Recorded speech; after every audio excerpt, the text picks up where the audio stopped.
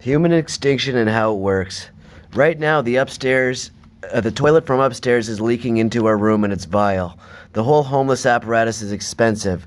They do not care about you. The people in charge, like Josh Matlow, John Tory, Anthony Perusa, and other elected officials, do not care about the public they are paid handsomely to serve, and it shows.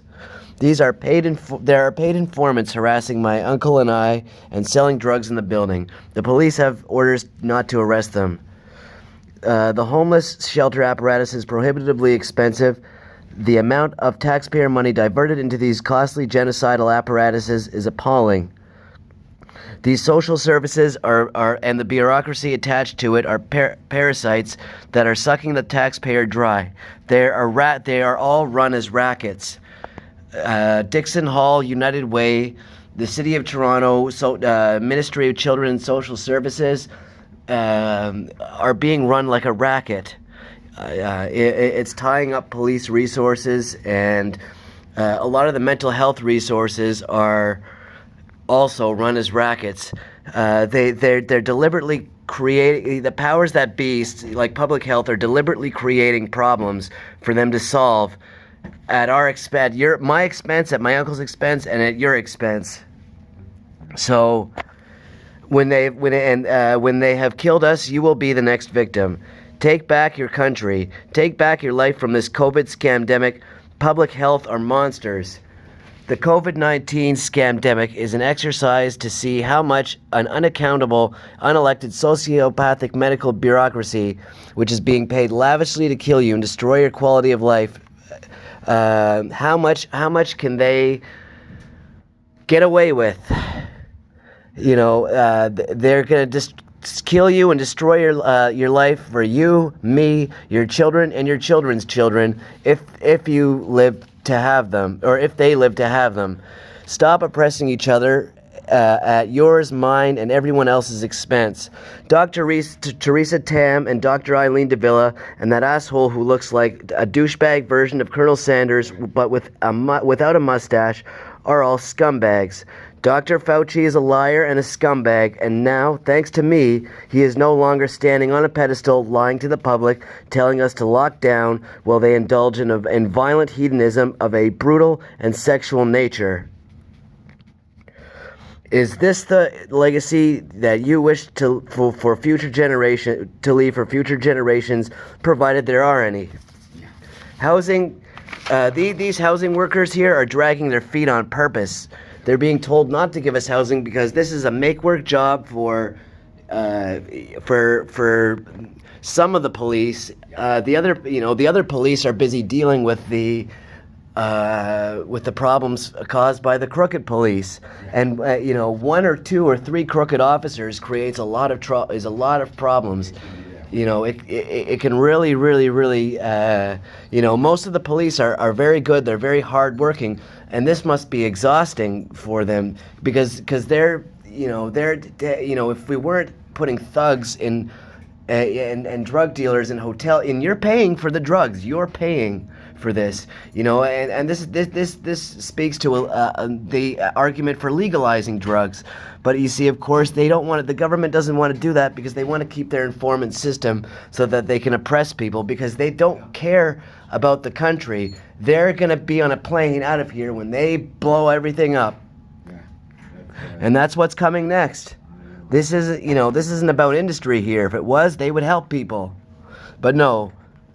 And they're not enforcing this. You are.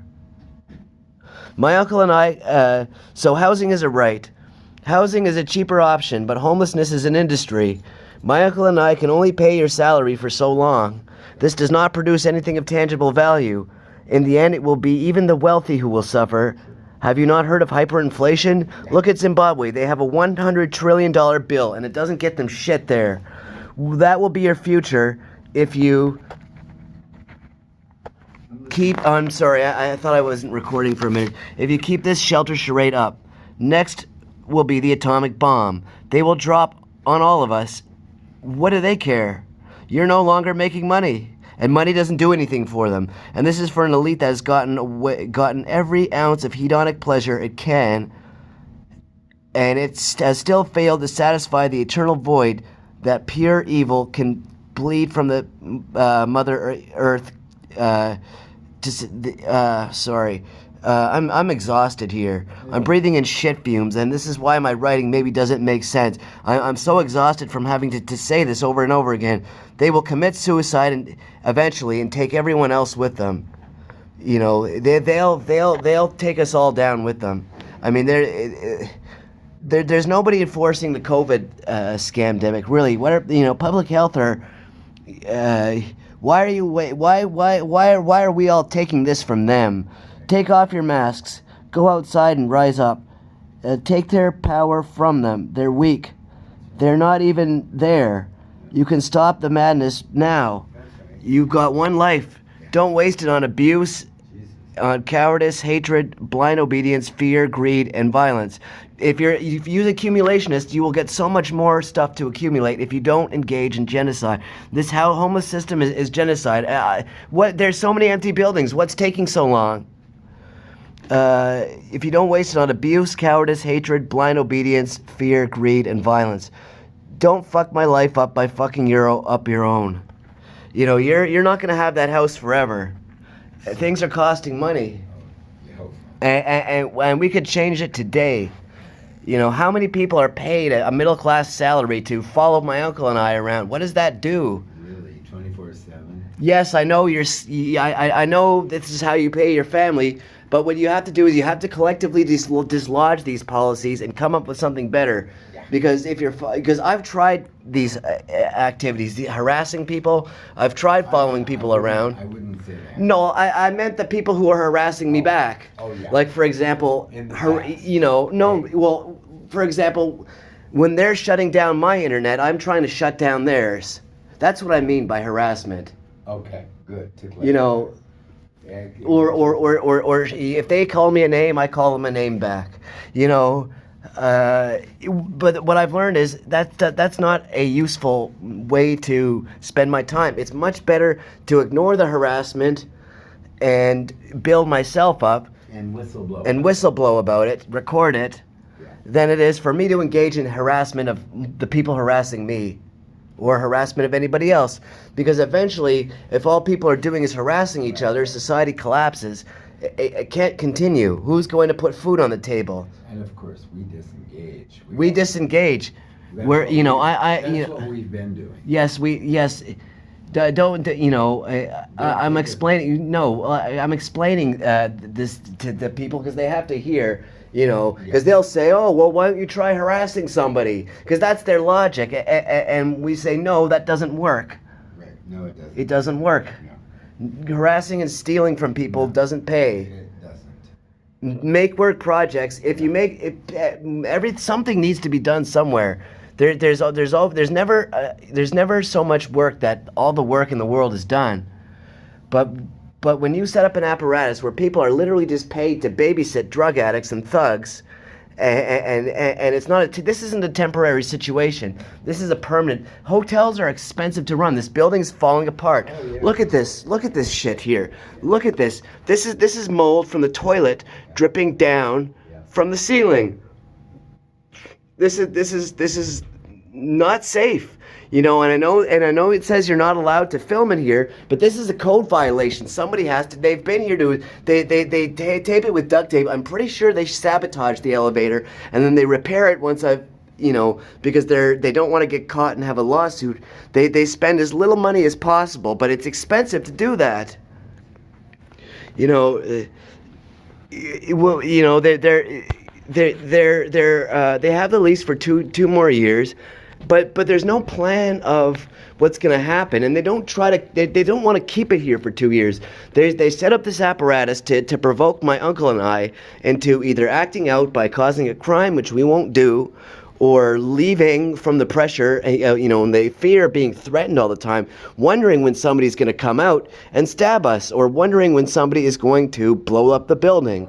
Or the elevator's going to be sabotaged, because I've seen this shit. Me too. I know they sabotaged the elevator one day. I'm not stupid. And everybody's told to keep quiet about it. You know, but they're going to chew you up and spit you out too. And you know what? I'm 33 years old. My uncle is 65. And we haven't lived because of this. We would like to experience life before everything is blown to shit, or before we're killed by you, or the people in trouble, or because being a bystander and not saying anything when you know what's going on, that's compliant. That's worse than being a perpetrator. We just want to get housing and get out of here. We've gone through several housing workers who make a middle class salary doing nothing but false promises, and you get a house if you get special treatment if you inform for the apparatus of crooked police, which is done through the Alliance Insurance Network. So Alliance Insurance is an insurance company that's been around since Nazi Germany, and they have a rap sheet, in terms of infractions and just outright monetary, outright theft and screwing people over and just horrible abuse, all the way up to participating in genocide. They did it in the 30s. What's going to stop them from doing it now? In fact, they haven't stopped. They're a multinational investment firm, and they do genocides all over the place. And you participate by not speaking up.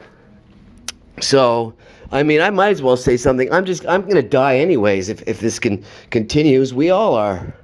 I mean, this is, and they're doing it remotely.